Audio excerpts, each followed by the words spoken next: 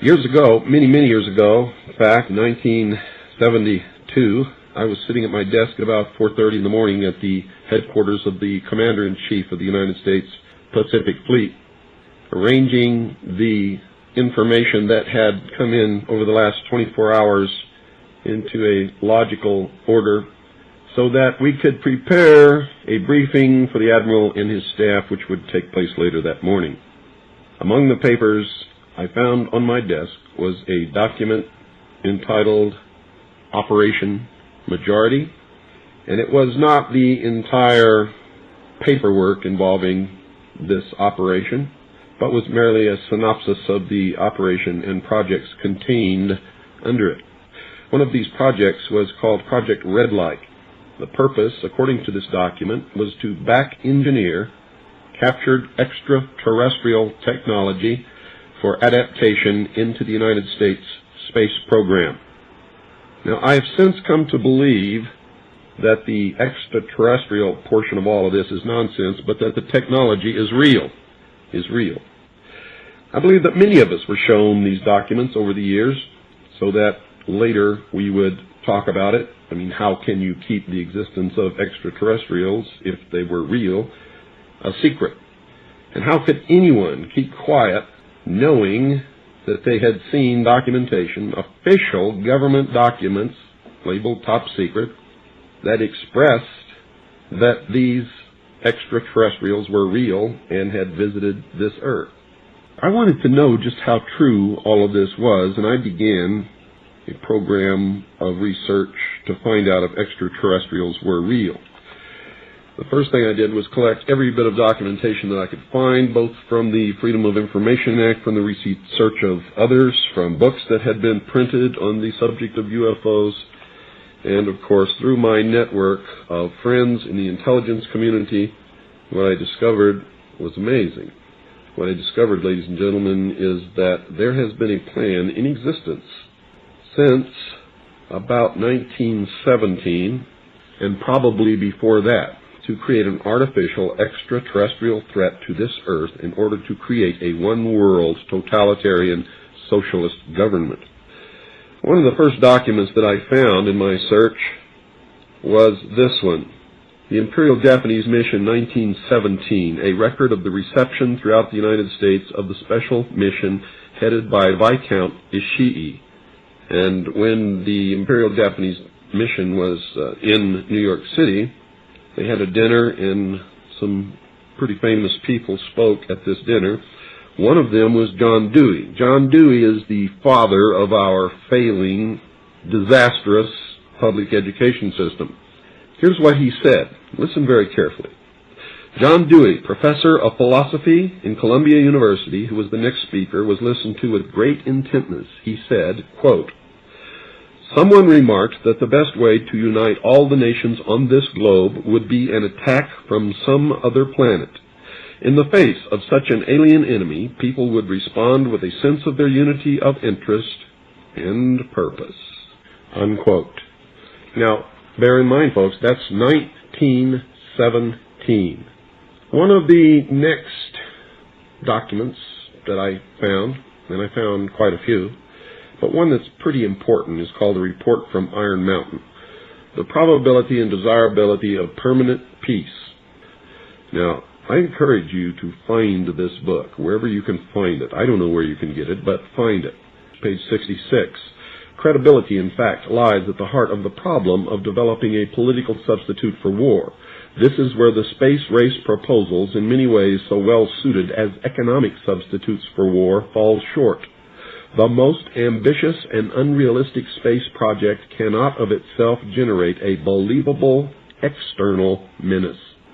It has been hotly argued that such a menace would offer the last best hope of peace, etc., by uniting mankind against the danger of destruction by creatures from other planets or from outer space.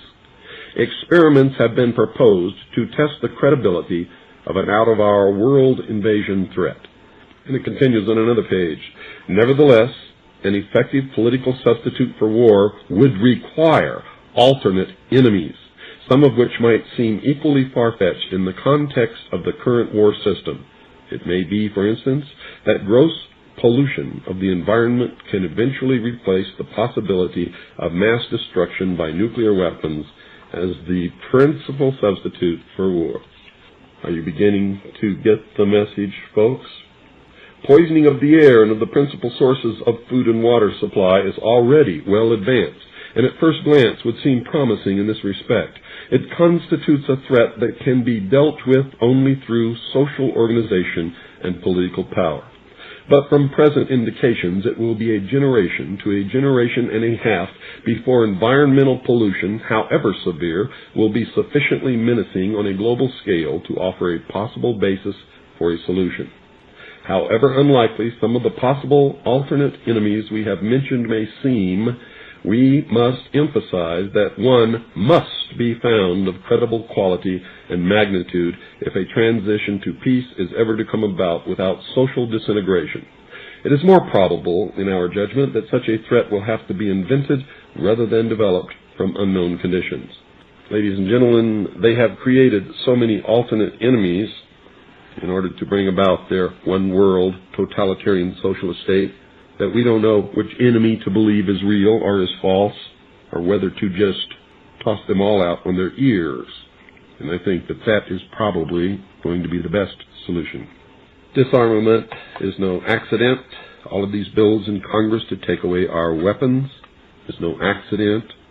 The intentional environmental pollution of our lakes, rivers, streams, oceans, forests, everything is no accident, as you just heard. These things were planned many, many years ago. All the bombardment of the public with movies about flying saucers in the 50s, right after the United Nations Treaty was signed and the UN Participation Act was pushed through Congress, and all of the incidents since that have convinced the majority of the American people that flying saucers are real and extraterrestrials exist, and that flying saucers are from an extraterrestrial origin. This is being promulgated in many ways, by television commercials, in the movies, in the newspapers, by creating incidents either real or imagined. I believe, because of my research, and because of the extensive documentation that I've found and that is in my book, that this whole scenario has been created to give us an artificial alien threat from outer space. During the Reagan administration, he made 6 speeches, specifically talked about a threat from outer space by some other species from some other planet. 6, ladies and gentlemen.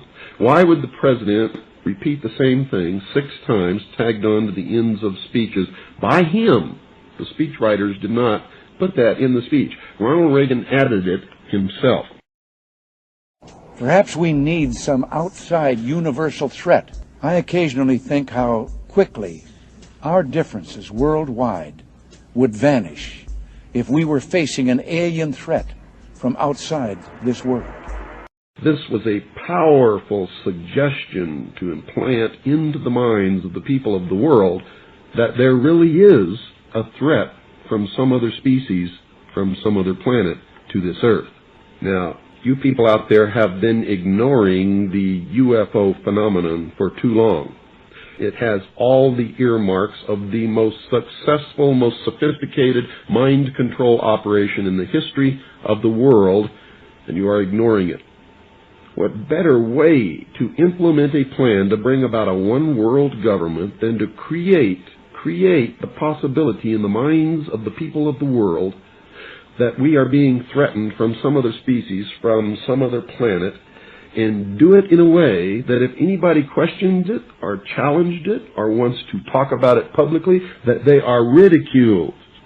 And the ultimate goal is to make the earth look very small, to present the people of the world with an external threat to this earth, a superior race from some other planet, vastly superior to us in intellect, philosophy, and technology, in order to cause the dissolution of nation states, the dissolution of all existing religions, and the formation of the world totalitarian socialist government.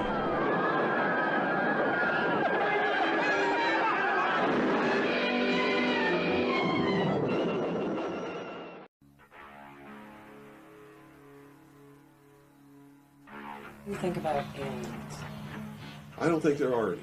At one time, I thought that there were, simply based upon documents that I'd seen while I was attached to the intelligence briefing team, the commander-in-chief of the Pacific Fleet. At that time, and even for many years afterwards, I did not believe that the government would use me in that way. I had devoted my whole life to government service. I had been in the Air Force, I was in the Navy, I was a river patrol boat captain in Vietnam. I had proved myself. I had combat ribbons with the V for Valor. There was no doubt of my loyalty to my country.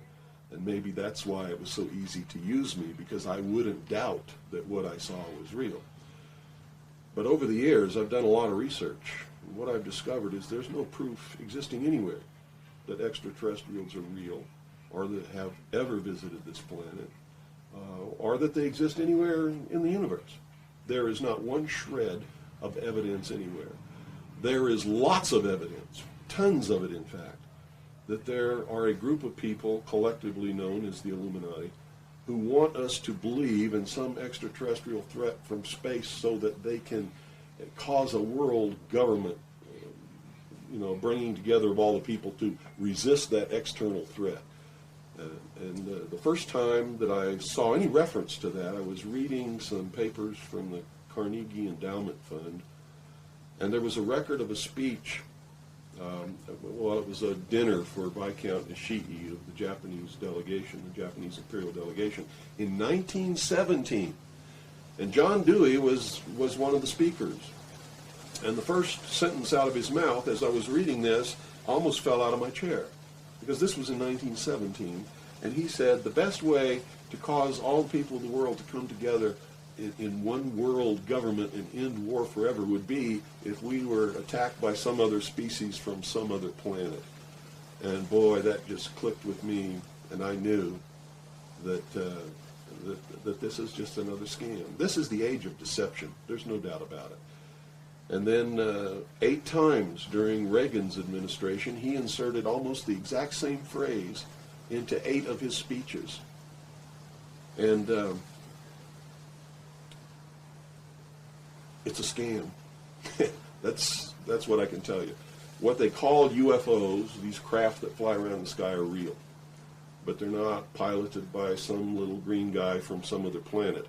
They're owned and operated by the United States of America for one, the Soviet Union for another, probably Great Britain, Canada. I think the first really operable ones were probably manufactured in Western Canada, in the wilderness, in a place especially built to create those machines, like we created the Manhattan Project, and the same kind of secrecy surrounded it. So the technology is real. It's been kept secret, and it's been used to promote this concept that there's an alien threat to this earth. The cattle mutilations I've discovered in my research are nothing more than what's left after the government does its secret tests on the low-level radiation leakage from its atomic weapons assembly plants and atomic power plants. It's a low-level radiation monitoring project. And if you look at what's missing in the cattle, you'll see that it's just as clear as day. They take the lips, they take the tongue, they take a 6-inch patch of skin, they core out the rectum, the colon area, where those kinds of things would collect. They pass through the digestive system. On female cows, they take the udder to check for low-level radiation in the milk. This is being passed to the calves. And these are all grazing animals that graze on the grass where the radiation falls when it falls from the air. And it's just an incredible deception.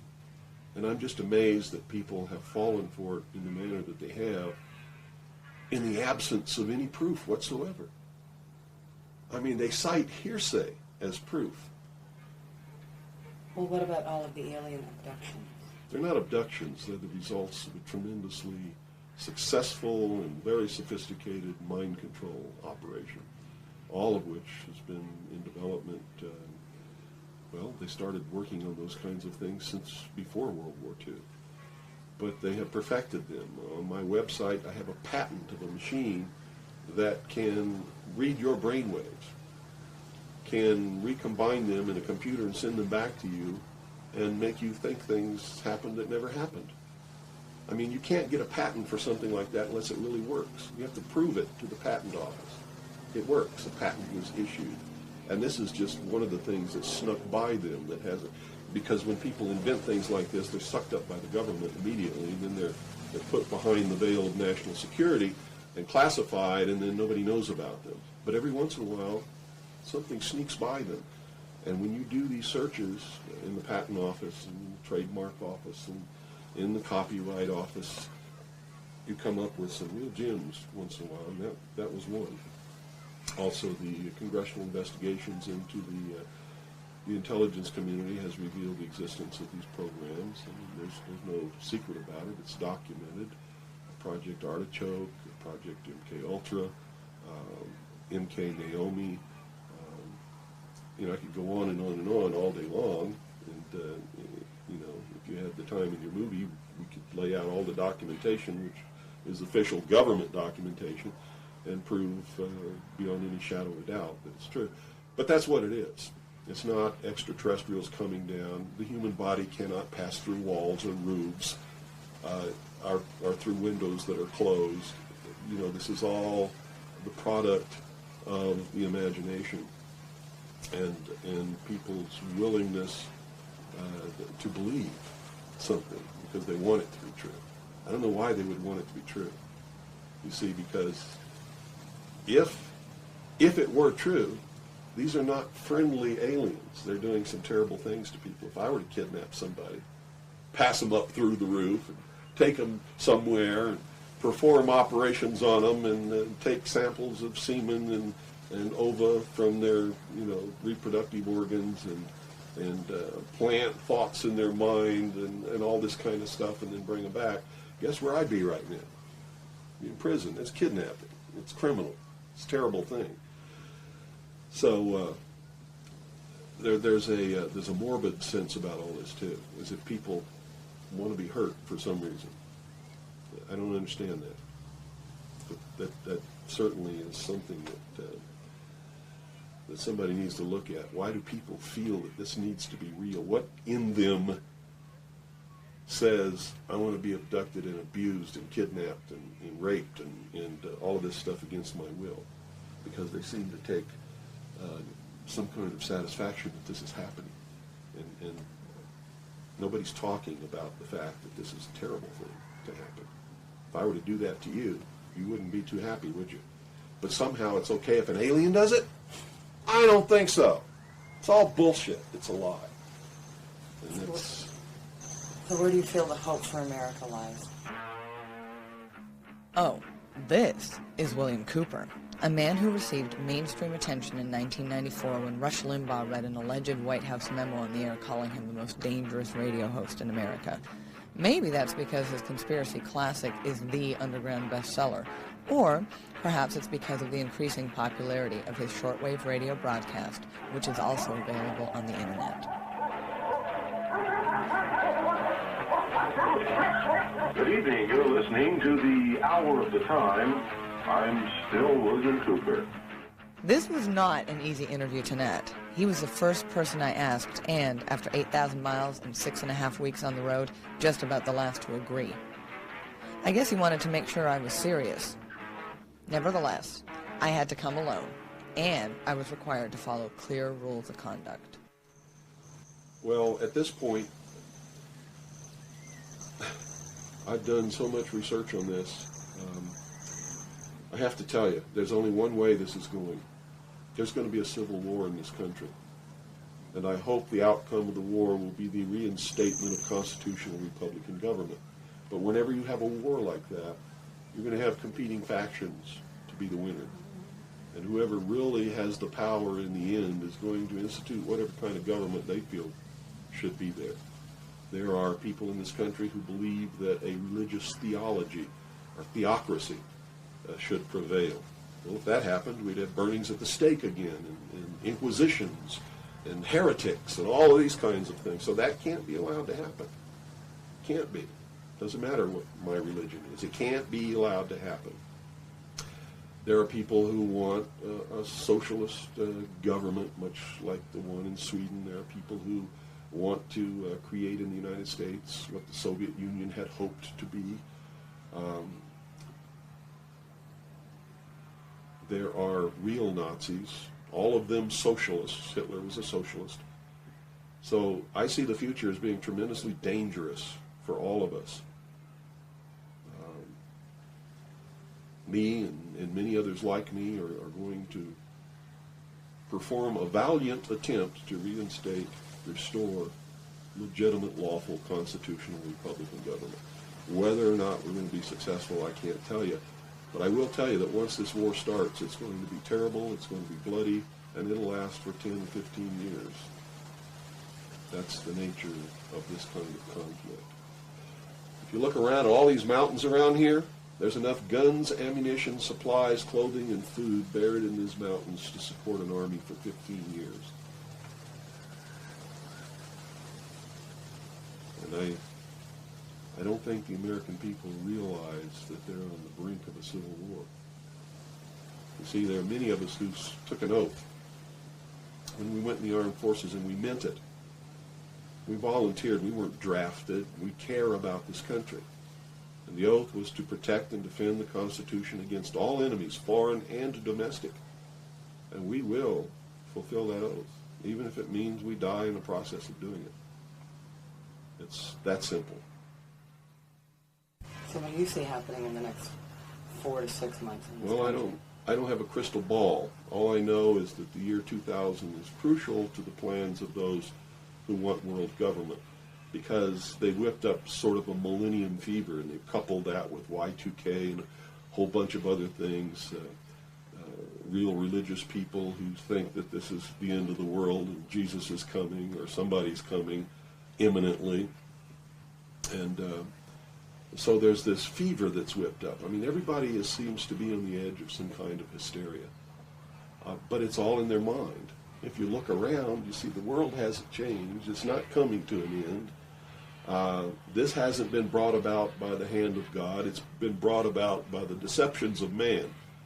And the quicker people realize that and try and find out who is causing these things to whip up this hysteria, the better off they're going to be.